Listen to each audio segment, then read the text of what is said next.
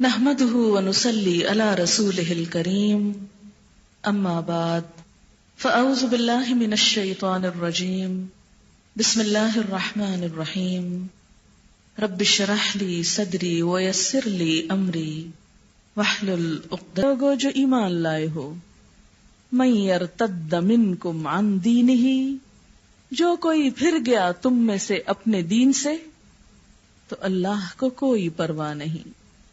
فسوف یأتی اللہ بقوم اللہ ایک ایسی قوم کو لے آئے گا یحبہم جن سے وہ محبت کرتا ہوگا ویحبونہ اور وہ اس سے محبت کرتے ہوں گے. اپنے پر لیں اس بات کو. من یرتد منکم عن دینہ تم میں سے جو کوئی اپنے دین سے پھرا، اس طریقے زندگی، اس لائف سٹائل سے جو اللہ کا پسندیدہ ہے، اللہ کا کچھ بھی نقصان نہیں. تمہاری جگہ اللہ دوسرے لوگ لے آئے گا جن سے وہ محبت کرے گا، جو اس سے محبت کرتے ہوں گے. ان کی صفات کیا ہوں گی؟ اذلۃ علی المؤمنین مومنوں پر بہت نرم، مومنوں کے ساتھ بہت ہمبل، کائنڈ، نرم مزاج. اذلہ ذلیل کی جمع ہے. اردو میں ذلیل لفظ نیگیٹو سینس میں استعمال ہوتا ہے. عربی میں ذلیل ذلول کی طرح وہ جو گائے کے لیے استعمال ہوا تھا، لا ذلول، کہ نہ نرم ہو، ماٹھی نہ ہو، پست نہ ہو. مراد ہے عاجزی، کہ یہ مسلمان جو نئے آئیں گے وہ عاجز مزاج ہوں گے، مومنوں کے ساتھ عاجزی کرنے والے، نرمی کرنے والے، تحمل سے بات کرنے والے. عزت علی الکافرین کافروں کے مقابلے میں بہت سخت، بہت مضبوط. عزہ عزیز کی جمع، عزت والے، زور والے. شدید علی الکافرین کافروں پر. یجاہدون فی سبیل اللہ وہ اللہ کے راستے میں جد و جہد کریں گے، جہاد کریں گے. ولا یخافون لومۃ لائم اور کسی ملامت کرنے والے کی ملامت سے نہیں ڈریں گے، کسی کی پرواہ نہ کریں گے کہ کوئی ان کو کیا کہتا ہے. ان کے دلوں میں لوگوں کا خوف نہ ہوگا. ذالک فضل اللہ یہ اللہ کا فضل ہے. یؤتیہ من یشاء وہ جس کو چاہتا ہے عنایت کرتا ہے، جسے چاہتا ہے دیتا ہے. واللہ واسع علیم اور اللہ وسعت والا، علم والا ہے. ایمان لانے کے بعد جو شخص ایمان کے تقاضے پورے نہ کرے، اللہ کی بات ماننے کی بجائے اپنے دل کی مانے، اللہ کے فیصلے کے مقابلے میں جاہلیت کا فیصلہ لائے. مراد اس سے کیا ہے؟ رسم و رواج اور دیگر انسانوں کے بنائے ہوئے قاعدے قانون، طور طریقے. ایسا شخص حقیقت میں اللہ کی نظر میں دین کو قبول کرنے کے بعد پھر اس سے پھر جانے والا ہے. کلمہ پڑھ کے دین قبول کر لیا، پھر دین نے جو کچھ دیا یہ کرو، وہ نہ کیا، گویا عملی طور پر اس سے منحرف ہو گیا. من یرتد، یرتد کا لفظ مرتد سے ہے. مرتد دو قسم کا ہوتا ہے.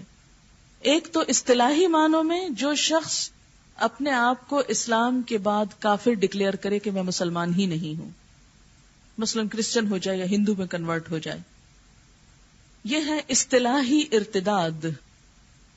یعنی ایک ٹرم ہے مرتد، اپوسٹسی جسے کہتے ہیں، ارتداد، کہ مسلمان کہلوانے کی بجائے مثلا ہندو کہلوانا. اور جیسا کہ آپ جانتے کہ نبی صلی اللہ علیہ وسلم کی وفات کے بعد فتنہ ارتداد پھیلا تھا، بہت سے قبائل پھر سے کافر ہو گئے تھے. لیکن جب ہمیں کہا جا رہا ہے یا ایھا الذین آمنوا، تو ہمیں اس آیت کو اپنے کانٹیکسٹ میں سمجھنے کی ضرورت ہے. اور ہمارے لیے ارتداد کا معنی کیا ہے، ارتداد کا روٹ کیا ہے. رے دال دال، رد. رد کس کو کہتے ہیں؟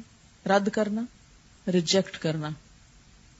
جو مسلمان ہو کر اسلام کے طور طریقے ریجیکٹ کر دے، ایمان کے تقاضے پورے نہ کرے. مثلاً آپ دیکھیں کہ ابھی حکم الجاہلیہ کی اس سے پہلے بات ہوئی نا، فیصلہ کرنا، حکم. جب فیصلہ کر رہے ہوتے ہیں نا آپ، تو ایک چیز لیتے ہیں نا، بیک وقت دونوں تھوڑی لے سکتے ہیں. مثلاً آپ کو فیصلہ کرنا ہے کہ رائٹ سائڈ پہ جانا ہے یا لیفٹ سائڈ پہ جانا ہے. رانگ سائڈ پہ نہیں، رائٹ اور لیفٹ، رائٹ اینڈ رانگ نہیں. تو آپ بیک وقت رائٹ اور لیفٹ پہ نہیں جا سکتے. جب آپ ڈیسیژن لے لیتے ہیں کہ رائٹ پر جانا ہے، تو آپ نے لیفٹ کو ریجیکٹ کیا. وہاں کیا تھا؟ کیا چاہتے ہیں، کیا اپنے لیے پسند کرتے ہیں، کیا اختیار کرتے ہیں. یہاں کیا ہے؟ کیا رد کرتے ہیں، کیا ریجیکٹ کرتے ہیں. وہاں آپ کی چوائس کیا تھی کہ کیا لیتے ہو، اسلام کی جاہلیت. یہاں کیا ہے؟ کس سے پھرتے ہو، کس سے گھومتے ہو، کسے ریجیکٹ کرتے ہو، اسلام کو یا جاہلیت کو. تو اگر کوئی شخص ایمان لا کر پھر اسلام کو ریجیکٹ کرے، اسلام کے طور طریقوں کو دور کرے اپنے سے، مثلا نماز کا وقت آیا، دل نے کہا نماز پڑھو، فیصلہ کیا ہے، پھر ریجیکٹ کر دے، نہیں چھوڑو، پر اس سستی نیند آ رہی، نیند کو سلیکٹ کر لیا، اس کو ریجیکٹ کر لیا. لباس کے معاملے میں، لائف سٹائل کے معاملے میں، جب آپ ایک چیز سلیکٹ کر لیتے ہیں تو دوسری کو آٹومیٹکلی ریجیکٹ کر دیتے ہیں، چھوڑ دیتے ہیں. آپ بازار میں کھڑے ہیں، دو چیزوں میں سے ایک کو خریدنا ہے، آپ نے پیسے دے کر ایک کو لے لیا، وہ دوسرے کو کیا کیا؟ ریجیکٹ کیا. منہ سے بولے نہیں، کہا نہیں کہ میں ریجیکٹ کرتی ہوں. ہمارا حال یہی ہے. ہم منہ سے نہیں کہتے کہ ہم اسلام کو ریجیکٹ کرتے ہیں، لیکن پریکٹیکلی، عملی طور پر ہم کیا کر رہے ہیں؟ ادھر سے پھر کے کچھ اور لے رہے ہیں. دیندار کہلانے کی بجائے کچھ اور کہلانا چاہتے ہیں. آپ دیکھیں ہم میں سے کتنے لوگوں کو پسند ہے کہ اپنے آپ کو دیندار کہلوائیں ہیں. آپ کو معلوم ہے پنجاب کے دیہاتوں میں دیندار ایک ذات ہے، ذات. اور وہ کون ہوتے ہیں؟ جو سب سے غریب لوگ ہوتے ہیں اس گاؤں کے. اور آپ کو پتا ہے کہ ایک ذات ہے مصلی پنجاب میں، معلوم ہے آپ کو؟ جی ہاں، گاؤں میں جو سب سے گھٹیا شخص ہوتا ہے نا، اس کو مصلی بولتے ہیں، جو جمعدار والے کام کرتا ہے. یا آپ کسی بھی پنجاب کے گاؤں میں پوچھیں مصلی کون ہوتا ہے، دیندار کون ہوتا ہے. دیکھیں اللہ کی نظر میں سب برابر ہیں، اسلام میں کوئی اونچ نیچ نہیں، لیکن جو لوگوں نے قائم کی ہوئی ہے اس کے اعتبار سے میں آپ کو کچھ الفاظ کا استعمال بتا رہی ہوں کہ اسلام کو ہم نے کیسے کیسے جوتے لگائے، مسلمان بننا کتنا گھٹیا کام قرار پایا، کہ جس کا دنیاوی اعتبار سے کوئی مقام نہیں اور جو کوئی اور کسی کام کا نہیں، وہ نمازیں پڑھتا رہے.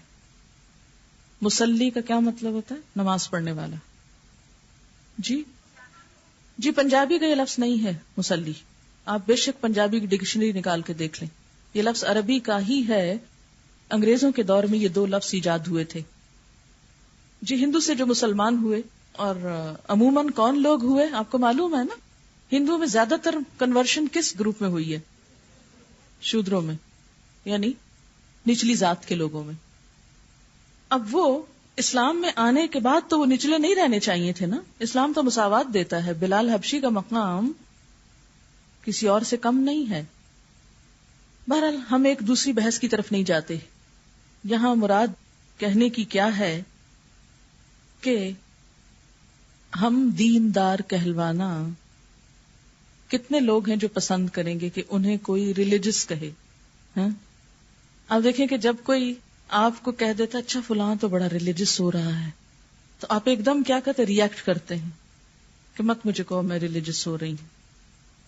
ریلیجس نہیں کہلوانا چاہتے، کیونکہ ہمیں ریلیجس کہلوانے میں شرم محسوس ہوتی ہے. ہمارے نزدیک یہ کوئی عزت کی بات نہیں ہے ریلیجس ہونا. ہمارے نزدیک ریلیجن کو چھوڑنا اور ریلیجن سے دور ہونا یہ زیادہ عزت کی بات ہو گیا ہے.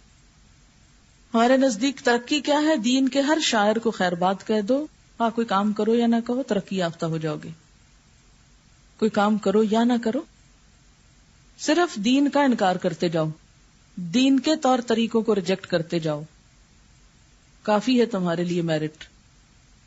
اللہ تعالیٰ آپ سے کہتے ہیں مَن یرتد منکم عن دینہ، جو کوئی پھر گیا جس نے ریجیکٹ کیا اپنے دین کو، فسوف، تو اللہ کو کوئی پرواہ نہیں، کوئی ضرورت نہیں، وہ بے نیاز اللہ الصمد، وہ اپنے دین کا کام کسی اور سے لے لے گا، یہ کام کوئی اور کر دے گا. آپ کو معلوم ہے بیسیکلی قرآن عربوں میں نازل ہوا تھا. اپنے ائمہ کرام کے حالات پڑھے ہوں گے، معلوم نہیں محدثین آپ پڑھ چکے یا نہیں، امام بخاری ہوں یا مسلم ہوں یا امام ابو حنیفہ ہوں یا اسی طرح ترمذی ہوں، یہ تمام کون تھے؟ عرب نہ تھے، عرب نہیں تھے. ایک پوری تاریخ ہے غیر عربوں کی جنہوں نے اسلام کی خدمت کی ہے. آپ کو معلوم ہے کہ جب عباسی حکومت کا خاتمہ ہوا تو کس نے ان پہ حملہ کیا تھا؟ ہلاکو خان نے، چنگیز خان، ہلاکو خان، تاتاری، اور پھر ملیا میٹ کر دیا تھا خون بہا بہا کے، کیونکہ وہ اس قابل نہ رہے تھے کہ دین کی خدمت کر سکیں. اللہ ایک اور قوم لے آیا تاتاریوں کی جو مسلمان ہوئے، اور ان کے ہاتھوں پھر اللہ نے اسلام کو عزت دی، جو دنیا کے ایک بڑے حصے پر حکومت کیے. یہ ترک بھی اصل میں کون ہیں؟ یہی ہیں، یعنی یورپ کا ایک بڑا حصہ ان تاتاریوں نے رول کیا اسلام کے جھنڈے کے تلے. پھر آپ کے ہندوستان میں یہ جو مغل ہیں یہ بھی اصل میں منگول تھے، مغول سے مغل. تو اللہ نے عربوں سے امامت لے کے دوسروں کو دے دی، غیر عربوں کو دے دی. بہت سویلائزڈ اور کلچرڈ لوگ جو اس وقت کے بن چکے تھے ان سے سب کچھ چھین کے بالکل انسیولائزڈ ہلاکو خان، چنگیز خان کی نسلوں کو دے دی. تم نہیں اس دین کو سنبھال سکتے، تم اس کی قدردانی نہیں کر سکتے، نہ کرو، اللہ اور لوگوں سے یہ کام لے لے گا. یا ایھا الذین آمنوا من یرتد منکم عن دینہ، اے لوگو جو ایمان لائے ہو، جو بھی تم میں سے اپنے دین سے پھر گیا، جو اپنے دین کو پسند نہیں کرے گا، جو اسے ریجیکٹ کرے گا، تو اللہ کو پرواہ نہیں. فسوف یأتی اللہ بقوم، تو عنقریب اللہ ایک ایسی قوم لے آئے گا، ایسے لوگوں سے اپنے دین کا کام لے لے گا، یحبہم، جن سے اللہ محبت کرے گا، کیونکہ اللہ کو تو کام کرنے والے لوگ پسند ہیں، صرف باتیں کرنے والے نہیں، عمل سے کچھ کر کے دکھانے والے. وَيُحِبُّونَهُ، اور وہ سب اللہ سے محبت رکھتے ہوں گے. اس آیت کو اگر ہم ڈائریکٹ اپنے اوپر لینا تو جھنجھوڑ کے رکھ دیتی ہے، ہلا دیتی ہے. تم نہیں کرو گی، کوئی اور کر لے گا. تمہیں اللہ سے محبت نہیں، اللہ کسی اور ایسے کو لے آئے گا جو اللہ سے محبت کرتا ہوگا، اور اللہ بھی اس سے محبت کرے گا. اللہ کو تمہاری ضرورت نہیں. سچا ایمان ہوتا ہی وہ ہے جو محبت کی سطح پر ہو. اسی لیے فوراً محبت کی بات آئی. جب تک اللہ پر ایمان اللہ سے محبت کو جنم نہ دے، ہر کام میں اللہ کی ذات مقصود نہ ہو جائے. یریدون وجہ اللہ، جو اللہ کی ذات چاہتے ہیں، اللہ کا چہرہ چاہتے ہیں، اللہ کا دیدار چاہتے ہیں، تو ایسا ایمان ہی نہیں کہ جو صرف زبانی کلمے پڑھنے کا نام ہو. ایمان جو مقبول ہے وہ محبت کی سطح پر اللہ سے تعلق کا نام ہے. اور پھر ایسی محبت کہ جو ہر اس شخص کی محبت دل میں پیدا کر دے جو اللہ کی طرف جا رہا ہو. یہ اس کا اگلا تقاضا ہے. یعنی ٹاپ پہ رکھیں اللہ تعالیٰ کی ذات کو کہ اصل مرکز وہ ہے، اس پر ایمان، اس سے محبت. اور اس کی محبت کے اثرات کہاں پر؟ کہ ہر وہ شخص جو اس کی طرف جا رہا ہو، خواہ وہ کسی بھی ڈائریکشن سے آ رہا ہو، سامنے سے یا دائیں سے یا بائیں سے، وہ سب عزیز ہو جائیں، سب پیارے ہو جائیں. اذلۃ علی المؤمنین. اسلام کے خاطر رشتے قائم ہوں، اسلام کا رشتہ ڈیولپ ہو، ان میں ایک نیا رشتہ جسے اسلامک بردرہڈ کہہ سکتے ہیں، یا اللہ کی ذات میں قائم کردہ رشتے. انما المؤمنون اخوہ، سب ایک برادری ہو گئے، کوئی فرق نہ رہا، کوئی کالا گورا نہیں، کوئی اونچا نیچا نہیں، کوئی عرب عجم نہیں، سب ایک ہو جائیں، سب کے ساتھ نرمی، سب کے ساتھ عاجزی. ہمارا حال کیا ہے؟ صرف اس کے آگے عاجز ہوتے ہیں جو ہم سے کسی چیز میں بڑا ہوتا ہے، اس سے دبتے ہیں، اور جو ہم سے کمزور ہوتا ہے اس کے ساتھ انتہائی بد اخلاقی اور بدتمیزی کا معاملہ، تکبر اور غرور کا معاملہ، اس کو دبانے کا معاملہ. ہم ذرا اپنے مسلمانوں کے اخلاق دیکھیں، کسی دفتر میں چلے جائیں، کہیں پر بھی ظاہر ہے کہ ایک قدرتی سی بات ہے کہ عمر کے لحاظ سے، علم کے لحاظ سے، تجربے کے لحاظ سے بڑے چھوٹے ہوں گے، لیکن اسلام کی اصل روح کیا ہے کہ انسانیت کے درجے میں سب برابر، کوئی فرق نہیں. اگر یہ چیز نہیں آئی، آپ کو معلوم ہے نا کہ حضرت بلال کو کسی نے ایک دفعہ گالی دی تھی، کالی ماں کے بیٹے. تو دینے والے کو آپ نے کیا کہا تھا؟ انک امرؤ فیک جاہلیہ، تم ایسے انسان ہو جس میں ابھی تک جاہلیت موجود ہے.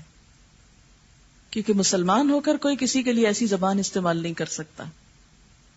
مسلمان کو حقیر نہیں سمجھتا، اس کو ذلیل نہیں کرتا، اس کو تنہا نہیں چھوڑتا، اسے دشمنوں کے حوالے نہیں کرتا، اس پہ ہنستا نہیں، اس کا مذاق نہیں اڑاتا، اس کی غیبت نہیں کرتا، اس کو طنز نہیں دیتا، اس سے بدگمانی نہیں رکھتا، اس کا تجسس نہیں کرتا.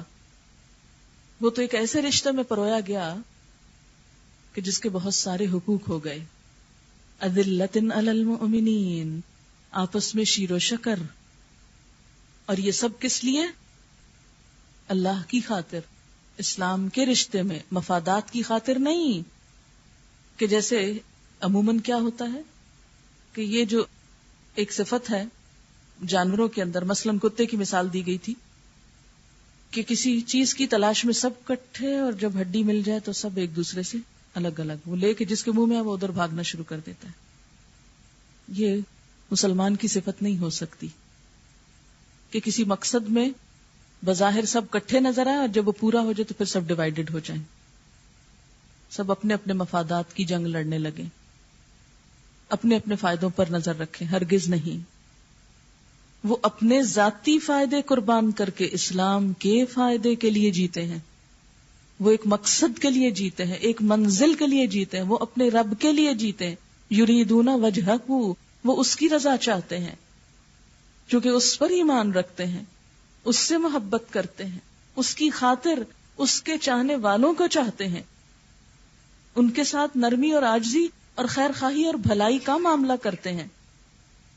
اور یہی چیز اسلام کی تکمیل کے مقاصد کو پورا کرتی ہے.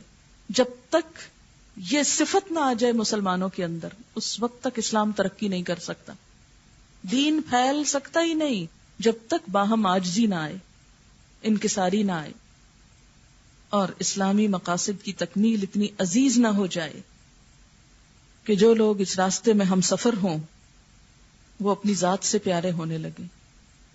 جو ہم اپنے لیے چاہیں وہی ان کے لیے چاہیں، کیونکہ کہا نا خدا کی قسم کوئی مومن ہی نہیں ہو سکتا جب تک اپنے بھائی کے لیے وہ نہ چاہے جو اپنے لیے چاہ رہا ہے.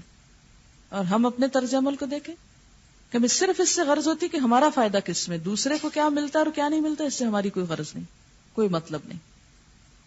اور پھر عزت علی الکافرین، اپنے مقاصد میں اتنے پختہ، دین کے معاملے میں اتنے پختہ کہ غیر اسلامی افکار اور غیر اسلامی شخصیات ان کے کردار اور اخلاق پر اثر انداز نہ ہوں.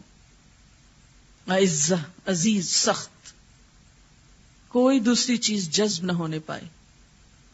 یہود و نصارہ کی محبت دل میں اترنے نہ پائے. انسانی ہمدردی سب کے ساتھ ہوگی لیکن دلی محبت صرف اہل ایمان کے ساتھ. علامہ اقبال نے ان پہ شعر کہے تھے نا مسلمانوں کی ان صفات پر.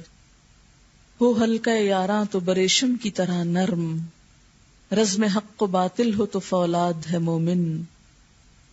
جس سے جگر لالا میں ٹھنڈک ہو وہ شبنم، دریاؤں کے دل جس سے دہل جائیں وہ طوفان. کہ مسلمان کے لیے شبنم کی ٹھنڈک پہنچانے والا، لیکن کافر کے مقابلے میں دل دہلا دینے والا. یہ اسی وقت ہو سکتا ہے جب آپس میں اتفاق اور محبت ہو، اور پھر آپس میں بیٹھے ہوں تو نرم مزاج، نرم دل، محبت کرنے والے، اور دشمن کے مقابلے میں سخت جان. ہمارا حال الٹ ہو چکا. ہم غیروں کے لیے نرمنے والا اور اپنوں کے لیے سخت. مساف زندگی میں سیرت فولاد پیدا کر، شبستان محبت میں حریر و پرنیاں ہو جا. یعنی زندگی کی جدوجہد میں سیرت فولاد، اتنا مضبوط کردار کہ کوئی چیز نہ توڑ سکے. اور ہمارا حال کیا ہوتا ہے؟ ذرا ذرا چیزوں پہ بدگمان ہونے لگتے ہیں اور دل چھوٹے کر کے بیٹھنے لگتے ہیں اور پیچھے ہٹنے لگتے ہیں. نمبر کم آ گئے، اب تو ہم پڑھنا ہی چھوڑ رہے ہیں. گویا آئے بھی نمبروں کے لیے تھے اور ساری جان ماری صرف نمبروں کے لیے تھی. وہ نہیں آئے تو زندگی کا مقصد ہی فیل ہو گیا. گویا ساری جدوجہد تھی ایک فگرز لینے کے لیے جن کی عملی زندگی میں کوئی ویلیو نہیں، اور نہ اللہ کے نزدیک کوئی قیمت. اس کے نزدیک قیمت صرف کوشش کی، اخلاص نیت اور ہمارے کام کی. چھوٹی چھوٹی چیزوں پہ بدگمان، چھوٹی چھوٹی چیزوں پہ ہمت ہارنے والے، چھوٹی چھوٹی چیزوں پہ منزل کو بدل دینے والے، رستے مختلف کر لینے والے. یاد رکھیے اگر اللہ کی محبت چاہیے نا، اللہ کی محبت، پھر یہ صفات اپنانی ہوگی. اذلۃ علی المؤمنین. اپنے آپ سے پوچھا کریں کتنا دل کڑتا ہے دوسرے کی تکلیف پہ. آپ دیکھیں کہ ہم بیٹھے ہوتے ہیں نا تو کبھی کسی کو کونی لگ جائے تو ذرا بھی ہمیں نہیں تکلیف ہوتی کہ اس کو مجھ سے تکلیف ہوئی، معافی مانگ لوں یا اس کو ہاتھ سے سہلا دوں یا کچھ، اور گھورتے ہیں کیوں یہاں بیٹھے تھے. کسی کے پاؤں پہ پاؤں آ جائے کوئی تکلیف نہیں، اسی کو بلیم کرنا شروع کر دیں گے. تم چونکہ اس طرح ٹانگ پھیلا کے بیٹھے اس لیے تمہارا ہی قصور ہے. کتنے خود غرض ہیں ہم لوگ. ہمیں کیوں نہیں درد آتا دوسروں کا؟ اصل تو خرابی وہی پیچھے ہے نا، ایمان والی. وہ صحیح ہو جائے تو محبت سے دل بھر جائے گا اللہ کی. اللہ کی محبت دل میں بھر جائے تو چھلکنے لگے گی اللہ کی مخلوق کے لیے. ان کی ایک ایک دکھ تکلیف پرک کرنے لگے گی آپ کو اندر سے، چین سے نہیں بیٹھنے دے گی. پھر آپ اپنے گھر میں آرام سے نہیں سو سکتے، اپنی روٹین کی لائف میں پھر محو نہیں ہو سکتے. پھر دوسروں کا دکھ تکلیف آپ کو وحشت میں ڈال دیتا ہے. کیسے سوتی رہوں، کیسے آرام کروں؟ کہ انسانیت اپنے بھیانک انجام کی طرف دوڑے چلے جا رہی ہے. یہ سب کچھ پھر کس چیز کو جنم دیتا ہے؟ یجاہدون فی سبیل اللہ. اسلام دشمنوں کی دشمنیاں اور اپنوں کے دکھ تکلیف بے چین کر دیتے ہیں، اور یہ ساری بے چینی ڈھل جاتی ہے یجاہدون فی سبیل اللہ میں. ساری کوششیں، ساری انرجیز، وقت، جان، مال، آرام، ہر چیز کس میں لگ جاتی ہے؟ فی سبیل اللہ، اللہ کے راستے میں. اور اتنے یکسوئی سے اس راستے پہ چل پڑتے ہیں کہ ولا یخافون لومۃ لائم، کسی ملامت گر کی ملامت اثر ہی نہیں کرتی. اتنی مصروفیت ہے کہ یہ سوچنے کا وقت ہی نہیں کہ کون کیا کہہ رہا ہے، لوگوں کی نظر میں کیا مقام ہے اور کیا نہیں. نہ تعریف پھسلاتی ہے، نہ خوشامد متاثر کرتی ہے، اور نہ تنقید تکلیف دیتی ہے. کسی کی خوشامد اور تعریف سے پھسلتے نہیں، اپنا کام نہیں چھوڑتے، اور کسی کی ملامت سے تیزی میں کمی نہیں آتی. کیونکہ اب ایک منزل مل گئی نا، منزل نظر آنے لگی. بس بھاگ دوڑ اس کی ہے کہ جتنی زندگی کے چند دن ہیں دوڑ دوڑ کے وہاں تک پہنچنے میں لگا دوں کہ مرنے سے پہلے اس کو پا لوں. یہ ہے وہ صفات. اذلۃ علی المؤمنین. پھر 4 چیزیں آ گئی. اعزۃ علی الکافرین یجاہدون فی سبیل اللہ ولا یخافون لومۃ لائم. جس کو یہ نصیب ہو جائے اس کے لیے کیا ہے؟ ذالک فضل اللہ. یہ اللہ کا فضل ہے. فضل کس کو دیتا ہے؟ یؤتیہ من یشاء. دیتا ہے جس کو وہ چاہتا ہے. اور وہ کس کو دیتا ہے؟ جو اپنے لیے یہ سب چاہتا ہے. وہ دیکھ رہا ہے نا اس وقت کہ یہ صفات پڑھ کر کس کس کے دل میں ہوک اٹھ رہی کہ کاش میں بھی اس میں شامل ہو جاؤں. جو تڑپے گا اس کو مل جائے گا. جس کے دل میں سچی نیت اور اخلاص ہوگا کہ میں بھی اللہ کے ان لوگوں میں شامل ہو جاؤں کہ جن سے یحبہم. یحبہم کتنا بڑا احسان، کتنا بڑا کریڈٹ، کتنی بڑی ڈگری. وہ لوگ جن سے اللہ محبت کرتا ہے. آپ دیکھیں ہر انسان محبت کا بھوکا ہے. ہر انسان محبت چاہتا ہے. لیکن کس سے چاہتا ہے؟ ذرا سوچیں. ہم کس سے محبت چاہتے ہیں؟ انسانوں سے. انسان تو جانے والے ہیں، وہ تو ختم ہونے والے ہیں، وہ تو سدا ساتھ نہیں رہیں گے، وہ تو چلے جائیں گے. یہاں سے نہیں تو دنیا سے. آخر سب نے جانا ہے. ایک ہستی، صرف ایک، حی لا یموت، جو ہمیشہ زندہ ہے، جس کو کبھی نہیں مرنا، جو کبھی ساتھ نہیں چھوڑتا، جو کبھی دھوکہ نہیں دیتا، جو کبھی ہمارا برا نہیں چاہتا، جو ہم سے 70 ماہ سے بڑھ کے پیار کرتا ہے. وہ ساتھ نہیں چھوڑے گا، کبھی نہیں چھوڑے گا. ساری محبتیں اس کی ذات میں جمع کر دیں. کسی انسان سے محبت کریں تو بھی اس کے لیے کریں، اس سے سلانا چاہیں کہ وہ بھی پلٹ کے ہم سے کرے. کیونکہ عموماً کیا ہوتا ہے کہ بعض اوقات ہم کہتے ہیں ہم اللہ کے لیے فلاں سے محبت کرتے ہیں، پھر اس سے صلہ چاہتے ہیں کہ وہ بھی ہم سے اتنی ہی محبت کرے. اور وہ بیچارہ انسان، وہ کہاں اس قابل کہ آپ کی ایکسپیکٹیشنز پہ پورا اتر سکے. اور جب کوئی انسان آپ کی ایکسپیکٹیشنز پہ پورا نہیں اترتا تو پھر آپ کو کیا ہونے لگتا ہے؟ مایوسی. ایک ہی ذات ہے، ایک ہی ہستی ہے جس کی محبت مایوس نہیں ہونے دیتی. ہر محبت غم کو جنم دیتی ہے، اللہ سے محبت خوشی کو جنم دیتی. ہر محبت انسان کو بزدل بنا دیتی ہے، ڈرپوک بنا دیتی ہے. اللہ کی محبت انسان کو بہادر بنا دیتی ہے. اللہ کی محبت انسان کو قربانی کرنے والا بنا دیتی ہے. اللہ کی محبت ایسا نشہ ہوتا ہے جس میں جان دینا بھی مشکل نظر نہیں آتا. اس میں جان دینے میں بھی سرور ہے کہ انسان یہ چاہنے لگتا ہے کہ اے کاش پھر جان ملے، پھر اس کو دوں، پھر ملے، پھر اس کی راہ میں قربان کروں. لیکن یہ سب کچھ کر کے ملے گا، کر کے. یا ایھا الذین آمنوا من یرتد منکم عن دینہ. اب 2 راستے ہیں، یا تو اس کے دین سے دور ہونے کا، پھرنے کا، اور یا اس کی طرف آنے کا. تو جو کوئی پھر گیا، جس نے اپنے لیے دوسری راہ اختیار کر لی، تو اللہ کو کوئی پرواہ نہیں، اللہ کا کچھ نقصان نہیں. فسوف یأتی اللہ بقوم یحبہم ویحبونہ. اللہ اور لوگ لے آئے گا میری جگہ پر، اور لوگ، میں نہیں کوئی اور. ہاں کوئی اور، کیونکہ اللہ میرا محتاج نہیں، میں اللہ کی محتاج ہوں. اللہ کو میری ضرورت نہیں، مجھے اللہ کی ضرورت ہے. اس کے دین کا کام کر کے میرا اس پہ کوئی احسان نہیں، اس کا مجھ پر احسان ہے کہ اس نے مجھے یہ راہ دکھا دی، اس نے مجھے چن لیا، اس نے مجھے یہاں لا بٹھایا. یہ اس کا احسان. زندگی میں انسان بہت سی چیزوں کے لیے جیتا ہے. کبھی اللہ کے لیے جی کر دیکھے تو صحیح، لطف ہی بدل جائے گا اور یوں محسوس ہوگا کہ زندگی تو اب شروع ہوئی، جینے تو اب لگے. کتنی گھٹیا چیز ہے نا، انسان چھوٹی چھوٹی چیزوں کے لیے جیے، مثلاً گھر بنانے کے لیے جیے، اچھی جاب کے لیے جیے، اچھی شادی کے لیے جیے، کیا چھوٹے چھوٹے مقصد جینے کے، اور ایک یہ کہ خالق کائنات کے لیے جیے، اس کا نام بلند کرنے کے لیے جیے، اس کی نظروں میں جچنے کے لیے جیے کہ وہاں سلیکٹ ہو جاؤں. اذلۃ علی المؤمنین اعزۃ علی الکافرین یجاہدون فی سبیل اللہ ولا یخافون لومۃ لائم. یہ چار